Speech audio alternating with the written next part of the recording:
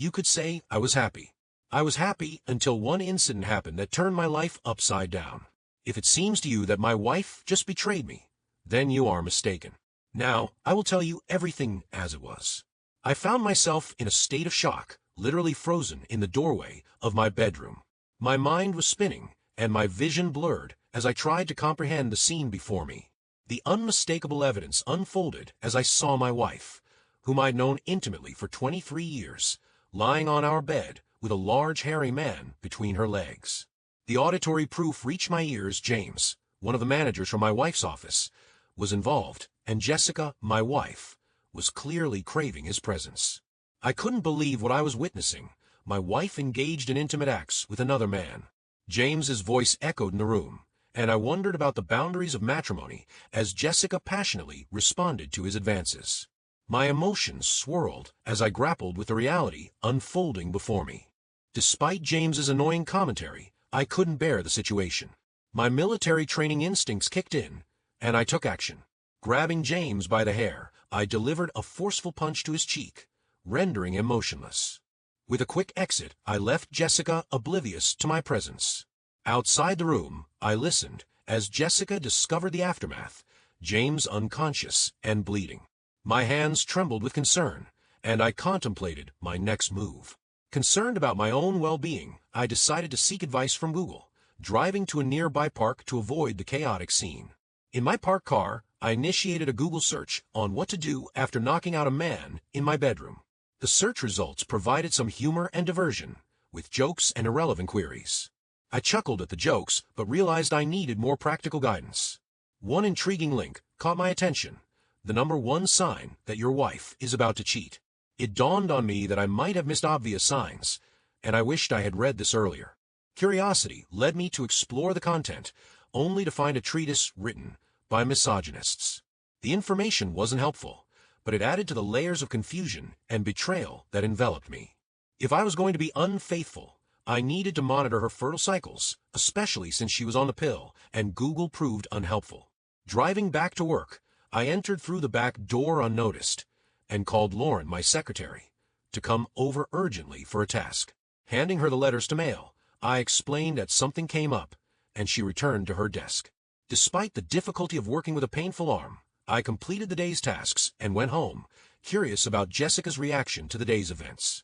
As I entered the house, the aroma of dinner, possibly Italian, greeted me.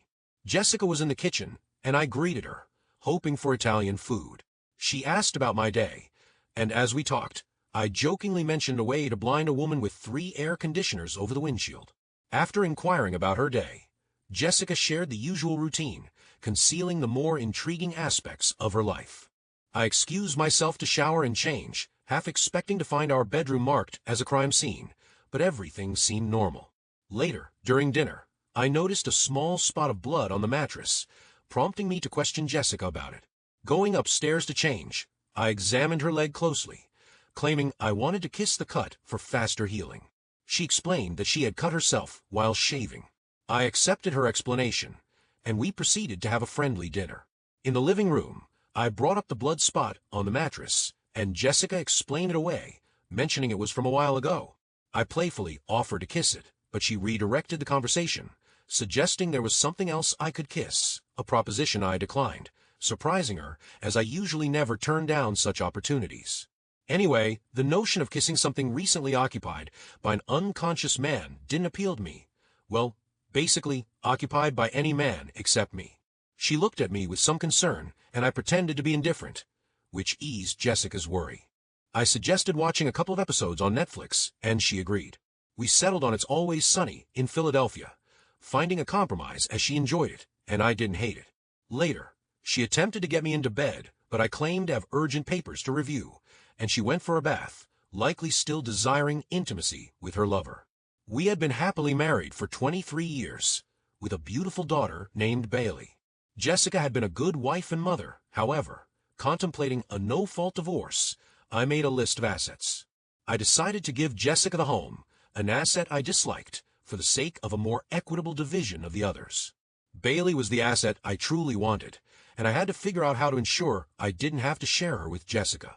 A visit to James, who had sustained injuries, seemed to be part of my plan. Late at night, I sat down at my computer researching the medical facilities where James was being treated. With my expertise in hospital software, I found out where they were keeping him, planning to visit in the morning. James had suffered injuries, making it safe for me to inspect the damage. I aligned my goals, knowing exactly what I needed to achieve. Heading to bed at 1 a.m., Jessica was already asleep, and her presence seemed somewhat unpleasant. She snuggled against me, but I felt a bit repulsed. Jessica's transformation from sexy to disgusting in one day was astounding. The following morning, she was still asleep when I left for work, having already brewed coffee, added garlic powder to it, and consumed scone. Arriving at the hospital, I spoke to my friend Lila, the hospital administrator, who provided me with a plastic pass for server maintenance. Inquiring about James at the information desk, I was given his room number. Walking in, I found him awake but seemingly unable to recognize me due to the extensive swelling and bandages covering his face.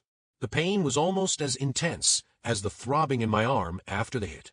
I grabbed his medical records and scanning them with my phone, and then took various pictures from different angles around his bed. He was muttering incoherently, but I paid no attention. After turning in my pass, I headed to work. Around 8:30, I received a text from Jessica about an issue with the coffee pot. Despite my opinion that it tasted fine, I put out some urgent questions and informed Lauren that I was taking the rest of the day off. I arranged to meet Bailey for lunch, hoping she might come home with me. Initially, Bailey was skeptical and accused me of trying to leave my mom. However, after explaining the situation, showing her scans and pictures, she broke down, and I had to comfort her. Bailey eventually suggested divorcing Jessica and leaving her with nothing. While I considered it, we acknowledged the missing necessary conditions. Bailey calmed down and wanted to confront Jessica immediately, so we headed home together. When Jessica walked in and saw us on the couch, she rushed over to hug Bailey, but her daughter pulled her aside, expressing her discomfort. Bailey accused Jessica of potential hygiene concerns and suggested she might have stuck her hands down someone's pants at work. Jessica was shocked, and Bailey stood her ground. Jessica looked at me for an explanation, and after I disclosed the ambulance and police visit, her eyes glazed over. She collapsed, and Bailey and I helped her to the couch, speculating that she may have passed out momentarily. We reassured each other that she would regain consciousness soon. I sat there waiting, discussing schoolwork and mundane things when Jessica suddenly groaned. Bailey, my daughter, went to the kitchen, returning with a cool, damp cloth and a bottle of water to help Jessica. As she washed her face and assisted her in drinking water, Jessica calmed down a bit. When Jessica asked how Bailey knew about her seeing someone, Bailey's voice dripped with sarcasm, and Jessica decided to discuss it privately with her and my husband. Bailey's fury was palpable, and she expressed her discontent at being treated like a child. Despite her anger, she resumed talking about the situation. Jessica, devastated, apologized, and Bailey vented her frustration, claiming her spring break plans were ruined. Her bold words shocked me, as I had never heard her use such language before. The emotional scene continued, with Bailey expressing her disappointment in Jessica for ruining the family. Amidst the chaos, I interjected with questions, seeking clarification on what had happened between Jessica and James. Jessica, overwhelmed with emotions, broke into hysterical sobs. When she calmed down, I pressed for answers, questioning if Jessica was sorry for loving James and apologizing for finding happiness elsewhere. As Jessica attempted to explain, I interrupted, stating that I hadn't done anything, and according to the police, I was at work during the alleged incident. Jessica was incredulous, questioning how I knew about the police investigation. In a mockingly theatrical manner, I claimed to have spy devices all over the house and pretended to have connections with the CIA and the Mafia. Jessica, distressed, pleaded for a break, covering her ears, and Bailey suggested taking a break from the intense discussion.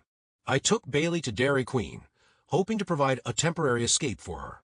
When we returned, Jessica, seemingly more composed, sat on the couch. Bailey handed her a Blizzard pie, and Jessica absent-mindedly took a bite, wrinkling her nose at the taste.